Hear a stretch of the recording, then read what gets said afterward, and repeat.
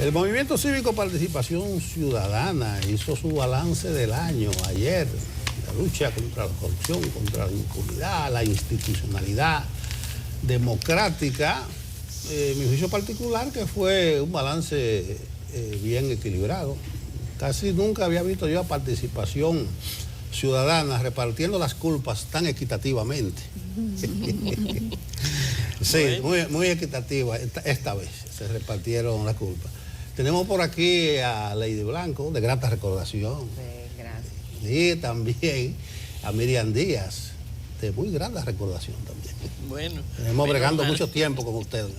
Amigas ambas. Sí, señor. Amiga de la casa, amiga compañera de lucha. esta sociedad, compañera de batalla. De batalla. Vamos a hacer una prolongación de ese balance. Claro.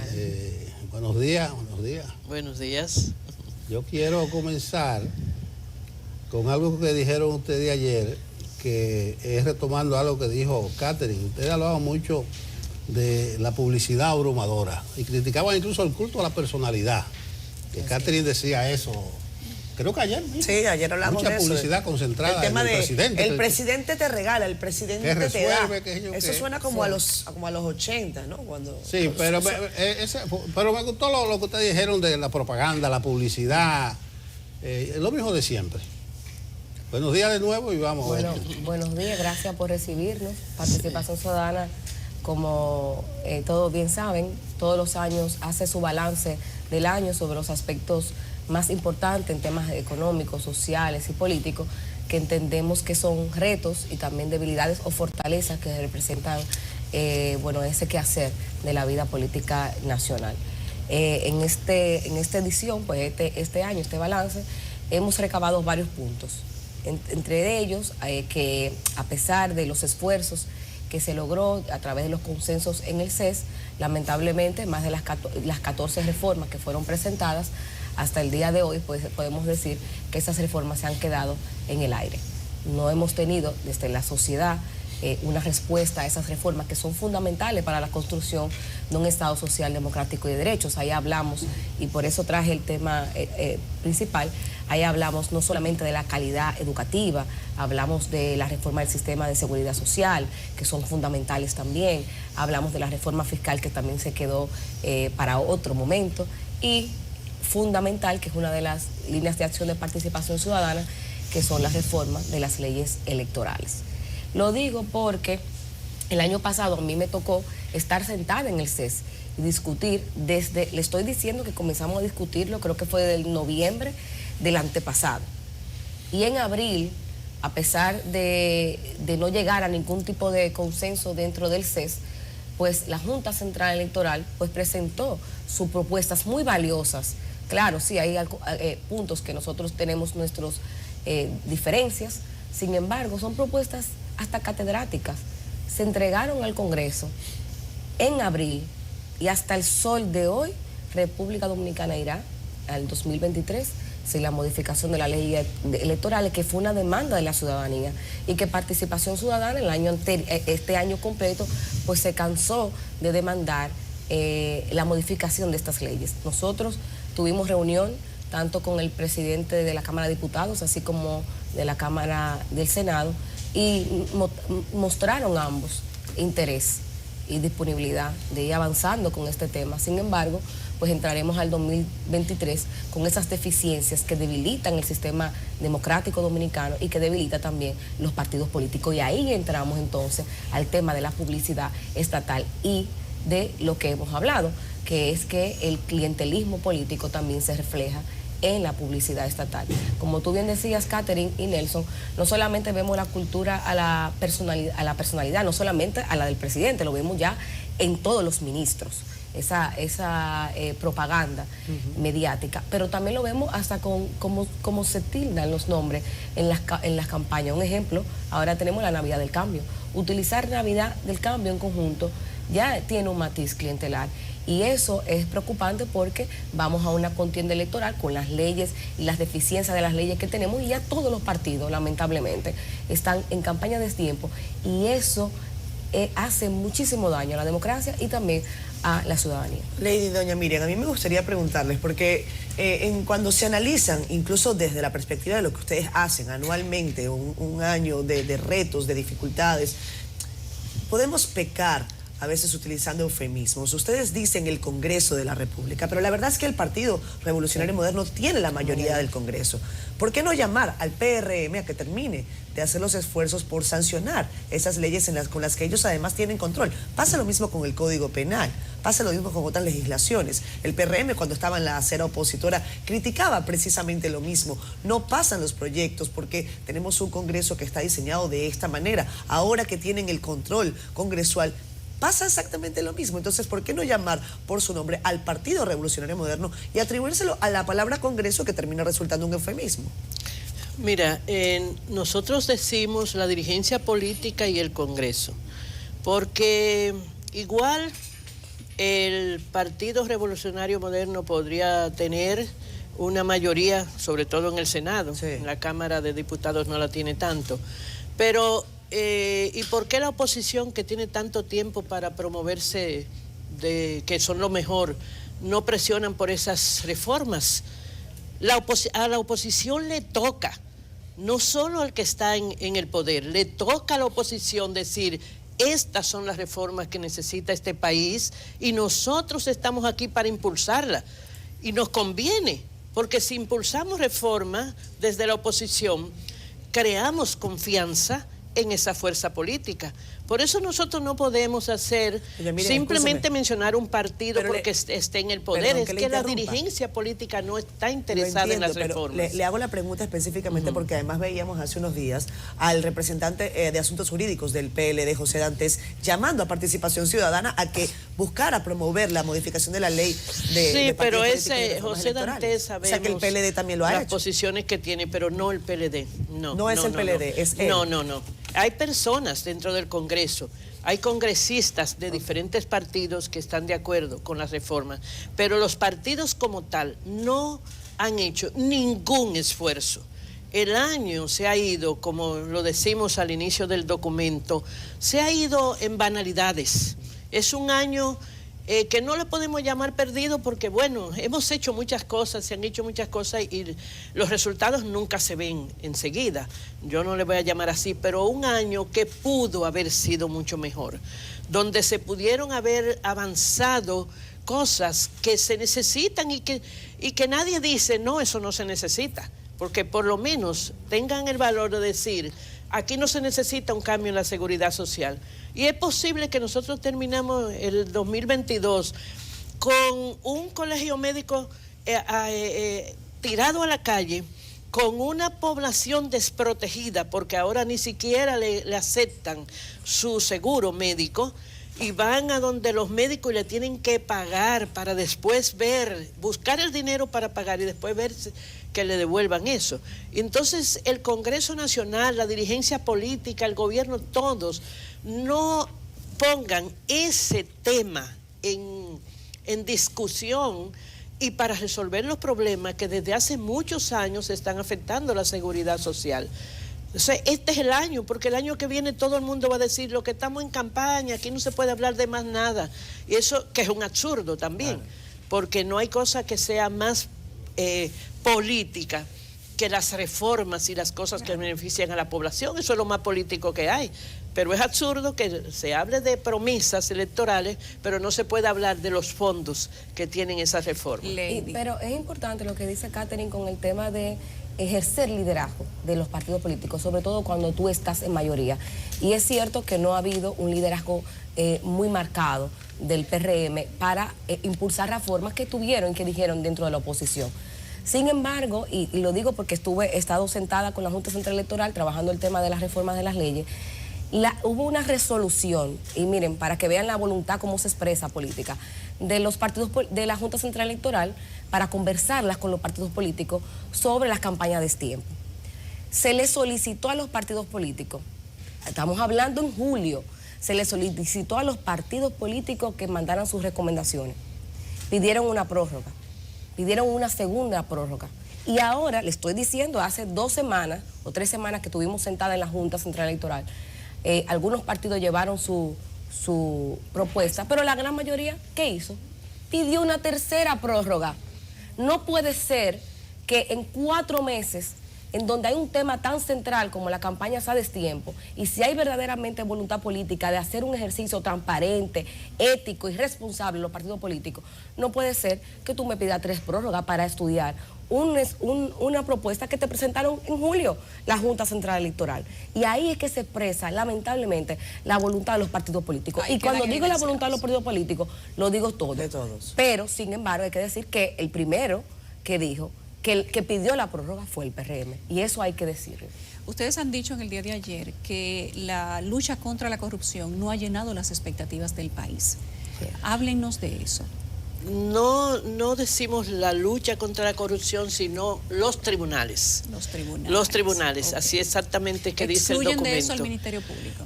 No, porque sí que lo excluimos. Ok. Porque, bueno, no podemos andar buscando en este momento mayor trabajo de ese Ministerio Público, porque ese Ministerio Público ha tenido que trabajar durante esos 2 años de manera muy intensiva para poder presentar todos los casos que ha presentado. Y de verdad que en la historia de la República Dominicana nunca se había presentado un trabajo tan intenso. Independientemente de cualquier cuestionamiento que usted pueda tener, hay que reconocerle eso. Pero el papel de los tribunales. Ahora, ¿qué los tribunales, nosotros estamos muy preocupados, y yo sé que la ciudadanía está muy preocupada porque los indicios que dan los tribunales, cada vez que se le presenta un caso, es de que aquí no hay corrupción en este país. O sea, ¿dónde están las sentencias? Si cada vez hay no al hogar, como el caso de los 3 brazos, un caso que fue no solo denunciado con pruebas presentadas por un programa de investigación, sino que se designó una comisión especial que hizo una investigación y presentó lo que ahí había pasado. Que los jueces digan ahora que esas pruebas no son válidas y que eso da un no al lugar, no, ni siquiera Una apertura a juicio. una sentencia leve ni nada de eso. Igualmente pasó con los casos en Braer, donde realmente no hay ningún culpable de un soborno que la misma empresa confesó y pagó su multa.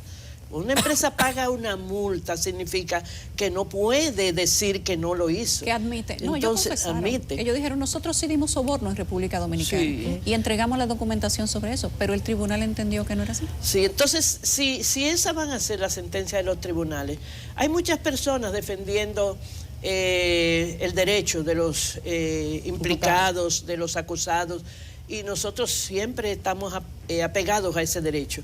Incluso el derecho de que la medida de coerción le sea cambiada cuando llegue el momento de que sea. Pero, sin embargo, esas personas no mencionan el 50 o 60% de los presos de este país que están presos sin ser juzgados y fuera de todo plazo. Es decir, para la población común y corriente, que no tiene abogado o tiene algo muy precario, para esa población no funciona esas exigencias que mucha gente se están haciendo de cumplimiento con los grandes corruptos del país. Y la verdad es que este país ha sufrido tanto con la corrupción por décadas, no de ahora. Históricamente la corrupción ha sido un gran problema. Cuando usted estudia la historia del siglo XIX y del XX, se encuentra todos los gobiernos corruptos, y aquí no hay presos de corrupción. Entonces, ¿tenemos o no tenemos razones para tener una desconfianza o tener cierta decepción y preocupación con respecto a la actuación de los tribunales? Y es que también en los casos de corrupción ha pasado que el Ministerio Público tiene que sobreprobar. O sea, en los casos comunes no se sobreproba, pero en los casos de corrupción hay que sobreprobar, y es tan lamentable porque en los casos de corrupción quienes salimos perjudicados somos todos. ¿Quiénes se perjudican con la corrupción? La falta de un sistema educativo, la falta de un sistema de salud. O sea, donde nos quitan los recursos son fundamentales, que son en las garantías sociales que merece el Estado. Pero entonces, eso de sobreprobar, fíjense en los casos de corrupción, para nosotros, estudiar el caso Medusa, estudiar el caso Coral, el caso Antipulpo, que tienen más de 4.000 páginas, es por eso que el Ministerio Público tiene que sobretrabajar esos expedientes. ¿Por qué? Porque el criterio de los tribunales es muy cambiante a la hora de la corrupción. Entonces, eso sí nos llama la preocupación, porque lo vimos también, como decía doña Miriam, el caso de la ONCE es otro de los casos. Tenemos una condena en asesinato, pero se obvió totalmente el tema de la corrupción, que fue lo que motivó el asesinato. Entonces, ahí tenemos que hacer... No hay un caso por corrupción, hubo un caso fue por homicidio, el caso por corrupción nunca se le marcó. Nunca. Entonces, ahí tenemos que mirarnos y decir, bueno, estamos viendo el trabajo que está haciendo el Ministerio Público, un trabajo... a veces yo digo como hasta inhumano, porque con tanta cantidad de corrupción y la que llega de esta nueva gestión, es difícil, señores, estar en esos pies. No es fácil ser parte de ese Ministerio Público, un Ministerio Público que tiene una ciudadanía detrás, esperando que ese Ministerio Público cumpla con su responsabilidad de hacer frente al Estado. Bueno, la parte de la corrupción tiene tantas aristas, una de los tribunales, una del propio Ministerio Público, y lo que vale la sentencia de un juez, pero también está la parte de la sociedad. Sí, así es. Yo tengo mi punto de vista que me ha causado problemas con mucha gente, incluyéndolo a ustedes. Ahí está Marcha Verde. ¿Y cuándo nosotros nos hemos enfrentado a usted? ¿Le hemos causado problemas? No, con la única gestión que yo estaba afín ha sido cuando ley de la coordinadora. Pero o sea, Marcha Verde... Me preocupa no sabía eso. A Marcha Verde... porque ella es muy multilateral y las cosas. Ah, sí. Marcha Verde se desnaturalizó y la desnaturalizaron desde el mismo seno, al incorporar consignas, al tener corruptos favoritos, todo ese tipo de cosas. Entonces, al descreimiento de la lucha contra la corrupción contribuyen muchos aspectos, no solo los tribunales, no solo los tribunales. Está el problema de la policía. Me gustó un punto de vista de ustedes, ¿no? La verdad que decía participación ciudadana. La corrupción en la policía no ha sido superada, dijeron ustedes. No sé, en el balance, esa parte institucional, social, la policía, ¿qué lugar ocupa? Bueno, nosotros seguimos esperando que se vean los resultados de los esfuerzos que todos los gobiernos, uno tras otro, vienen haciendo para mejorar la policía.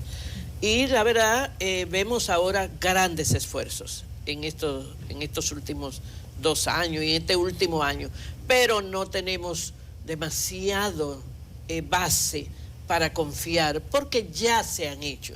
O sea, no es cierto que en casos anteriores no se ha hecho nada, se ha hecho, pero el problema delincuencia es un problema muy multilateral, definitivamente un problema estructural muy serio para ser tratado con pequeñas campañas, con salida a la calle por unos días de patrullas, que el resto del tiempo uno se pregunta, pero ¿dónde está esa gente? ¿Por qué tienen que salir a la calle en Navidad o en Semana Santa o en determinados momentos, y en los otros momentos por qué no están en la calle? Porque todos los que hemos viajado, en una gran parte de los países que vamos, vemos las patrullas policiales, y aquí es raro verlas. Entonces, de verdad que la reforma policial es algo pendiente y que no nos pueden pedir que confiemos, porque la gente está muy desesperada, con razón o por percepción, porque todo se multiplica, cada caso que ocurre, nos enteramos todos, y eso impacta inmediatamente. Ya desde que vimos que tiraron una piedra de arriba de un elevado, decimos, bueno, cualquiera no pasa por esos elevados porque le pueden a uno tirar esa piedra. No, pero no transitará porque no puede ir ni por la 27 ni por la Kennedy. Exacto. Entonces es demasiado fuerte. Y déjame decirte, Nelson, con relación a lo de la Marcha Verde, mira, nosotros, Participación Ciudadana, respondemos por las acciones de nosotros. Nuestra organización es una organización muy vamos a decir, muy controlada por un Consejo Nacional y una serie de estructuras que tenemos que hasta ahora nos han dado resultados. Ahora, Marcha Verde era un movimiento social amplio y abierto. No fue una organización, no se registró en ningún sitio, no tenía una autoridad, nadie. No tenía nada más que un grupo de promotores, vamos a decir, de personas que aparecían y que trabajaban un poco en las convocatorias y todo eso, pero no se puede controlar una actividad de esa naturaleza. El que quiere sacar una bandera la saca, el que quiere sacar un letrero y el que lo saca, coge de columpio esos movimientos para ocupar cargos públicos también. Sí, así como dice que los tribunales no pueden exhibir nada de Marcha Verde, usted dice, ¿dónde está el más hermoso movimiento cívico de ese tipo que ha conocido la historia de la República Dominicana? Y poco a poco se fue. Los movimientos sociales son para coyunturas específicas. Sí, pero deben exhibir resultados. Pero ¿usted cree que no ha habido resultados? Lo de Marcha Verde, ustedes dijeron, no dio resultados. Eso fue un resultado. Pero ahí está el cambio de gobierno. Mire que yo digo que es el más hermoso y amplio movimiento que ha conocido República Dominicana. Yo quiero pero ahí que voy a los resultados. El cambio de gobierno fue un resultado. Ahí, por eso mismo, porque Marcha Verde se convirtió en una herramienta contra el gobierno anterior y usted lo confiesa. Cambiaron ese gobierno por la acción de Marcha Verde. Entonces, Marcha Verde fue un instrumento político. Entonces, es un resultado. Es un resultado porque, acuérdate, señor Nelson, que la corrupción es política. Por eso te digo, la los corruptos Marcha eran los que se fueron. Marcha Verde era la lucha contra usted la lo dijo corrupción. medida que sacaran al PLD. Entonces se convirtió en un instrumento político y le dieron una consigna política. Pero la corrupción es política. La corrupción, ¿quiénes la producen? Son los políticos. Yo pensaba que Marcha Verde me va a era un decir que no es política? Un movimiento social. Y mucha gente bien intencionada que estuvo ahí.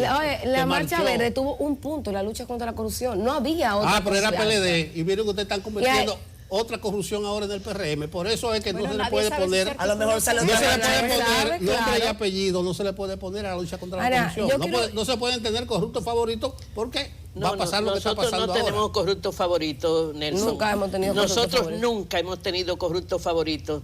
Nosotros tuvimos denuncias en los gobiernos, en el gobierno de Hipólito, que es el único que pasó de ese grupo después que nosotros nos fundamos, y la hemos tenido en este gobierno. Ahora el PLD tuvo 20 años de gobierno, quizás por eso usted oye mencionar más los políticos del PLD.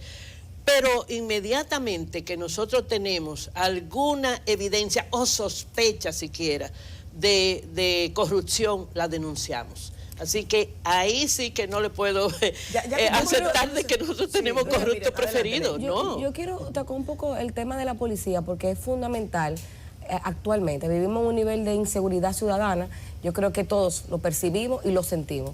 A nivel de que cuando yo salí temprano de mi casa, obviamente uno sale, si está oscuro, con un nivel de represión, que lo hemos normalizado y no debe ser normal.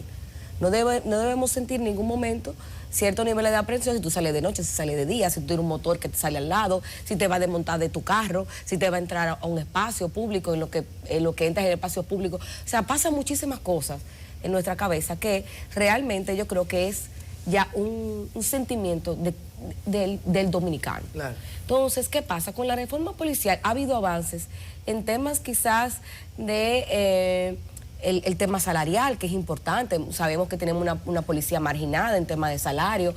El tema también de las mismas estructuras de los destacamentos que se ha mejorado. Participación Ciudadana hizo un trabajo maravilloso con el tema de cómo estaban los destacamentos, la situación de los destacamentos, y creo que se ha ido avanzando en eso. Sin embargo, hay temas que es fundamental como el tema de la auditoría de la Policía Nacional. ¿Qué pasa con esto? Es un tema que la sociedad desconoce. Se comenzó una auditoría y hemos llegado a diciembre y todavía no se le ha explicado los hallazgos a la ciudadanía de qué se encontró en esa auditoría. Que eso es fundamental para ir trabajando los siguientes procesos a una reforma verdaderamente integral. Tienen que tener una auditoría, no solamente una auditoría financiera, sino una auditoría forense. Ahora bien, otro tema que es fundamental con el tema de la policía es que a pesar de esos esfuerzos que se han hecho, los procesos que se da con esta reforma es de conocimiento de la ciudadanía. Tú no sabes qué es lo que se está haciendo con lo de la reforma. Si se integran otras instituciones también, porque el tema de la seguridad ciudadana no se puede tocar solamente de la policía. Tú tienes que abordarlo, como dijo doña Miriam, es que es un tema multifactorial, lo que incide en la delincuencia y en la violencia. Cuando vemos el caso de lo Alcarrizo, lo estamos viendo como con seis delincuentes. Pero yo, como joven, yo estoy viendo 6 delincuentes, 6 jóvenes delincuentes. Se dice que son delincuentes porque ahora le tocará al Ministerio Público hacer la investigación del lugar, porque tú no puedes permitir solamente que la policía haga la investigación del lugar cuando la policía es juez y parte en ese proceso. Claro. ¿Verdad? Entonces ahí está la preocupación, es que cuando vemos esas 6 vidas perdidas, son 6 jóvenes que no llegan a los 23 años, que estaban en condiciones de vulnerabilidad frente al Estado, porque ahí hay un Estado que lo invisibilizó a esos jóvenes, y eso es lo que pasa con la violencia también. Tú tienes jóvenes que ni estudian ni trabajan, y son la gran mayoría que forman parte del sistema, del sistema bueno, imagínate, del sistema victimario, y también que forman parte de las víctimas. Lady, doña Miriam, hace algunos días nosotros hemos hablado de lo que pasa en el Congreso Nacional. Hoy ustedes comentan el caso de las reformas, que muchas de ellas están paralizadas. Hay muchas propuestas de ley que han sido, por decir, metidas en un freezer, porque uno no encuentra por dónde, no se asoman y no parecen entrar tampoco en un proceso de descongelación. O sea, no luce a eso. Ustedes han trabajado durante años de la mano de Transparencia Internacional y mucho se dice sobre el rol de transparencia de una institución tan importante como el Congreso de la República, y me refiero a la oficina de cada uno de los diputados. Yo le decía a Nelson que a veces uno dice, ¿qué pasa con la reforma tal ley? Nada más hay que pararse en la puerta del Congreso durante esa semana y ver quiénes van al Congreso esa semana, con quiénes se reúnen los congresistas esa semana. La pregunta es si Participación Ciudadana tiene previsto solicitar un rol más transparente a cada uno de los legisladores que tiene sobre su cargo la posibilidad de cambiar leyes importantes para el país. Siempre lo hemos hecho, siempre hemos solicitado esa transparencia. Hace falta hacer un trabajo más detallado que requiere, lógicamente, un equipo de personas que le dé seguimiento durante todo el año a los trabajos que hacen los legisladores.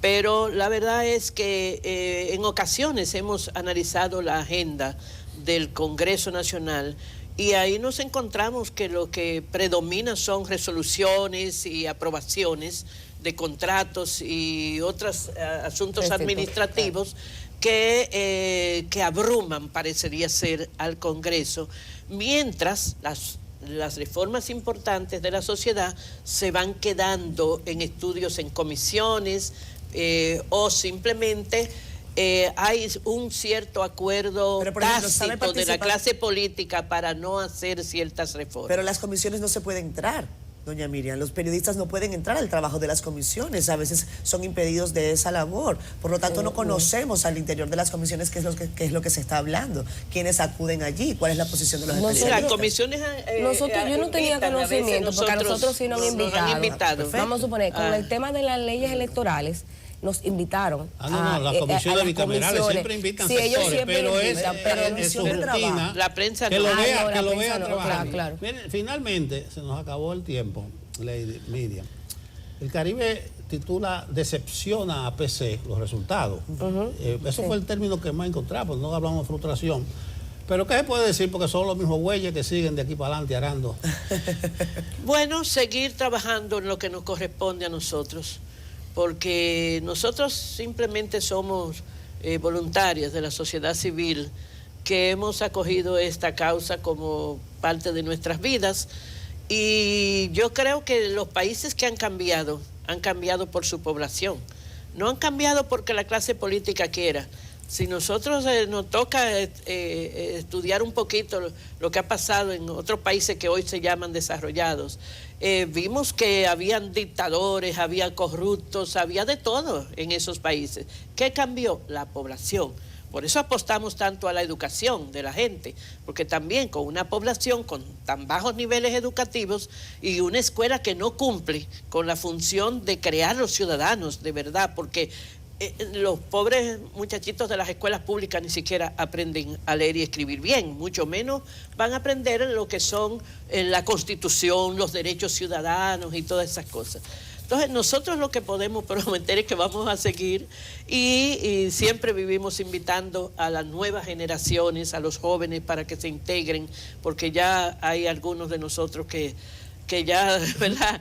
Tenemos muchos años en esto y llegará el momento en que ya no podemos cargar con la responsabilidad que tiene la ciudadanía de presionar.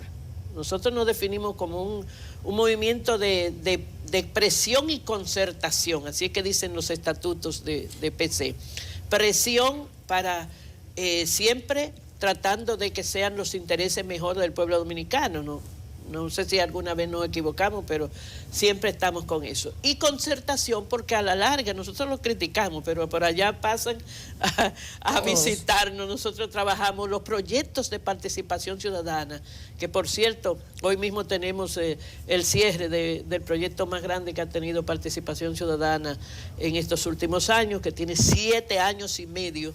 Y cierra ¿Cuál es? el del proyecto ciudadana. Paz con el financiamiento de la USAID. Eso de la seguridad ese ciudadana, proyecto, seguridad ciudadana y educación ciudadana, ya llegó a su fin, termina hoy. Esta tarde tenemos la actividad de cierre de ese proyecto y nosotros esperamos que van a aparecer otros proyectos, otros financiamientos internacionales y nacionales. No aceptamos recursos del Estado porque entonces tendríamos un conflicto de interés ahí para nosotros hacer nuestro trabajo. No aceptamos ningún recurso del Estado. Pero lo que digo es seguir trabajando, eso es lo que queda. Desde la ciudadanía seguir trabajando, pero también hay un rol que es fundamental. Ustedes también son parte esencial de las transformaciones del Estado. Cuando digo ustedes, hablo también de los medios de comunicación. Claro.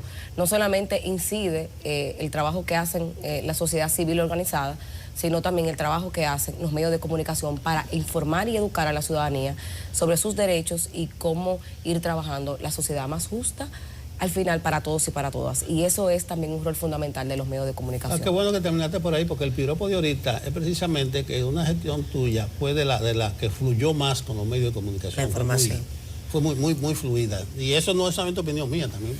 Bueno, pero también ustedes saben que... Pero qué bueno, que los jóvenes están usando... Señores, claro. También hay que decir, las redes... Yo no lo digo en detrimento de nada ni nadie. Las redes, la juventud hace también. El uso de la tecnología. Señores, yo hacía muchas entrevistas, pero yo la hacía también desde el Zoom. Entonces, es otra realidad también. Siempre estuvo a mano. Bueno, gracias, Lady. Gracias, Miriam. Gracias, Emilia. Gracias. Vamos a visitarnos esta tarde por allá. Estuvimos en lo del viernes, merecido reconocimiento. Eso fue en portada.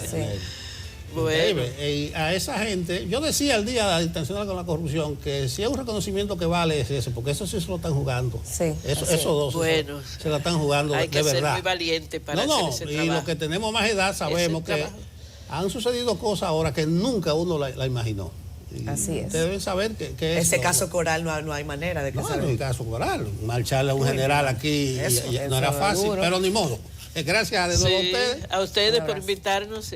Y esperemos que el balance del año que viene en cuanto a la corrupción en los tribunales no sea la clave la decepción, sino que haya algo que celebrar, porque realmente 1, 2, 3, 4 se pasa raya, se suma y da 0. Feliz Navidad. Igual, feliz Navidad. Gracias a ustedes.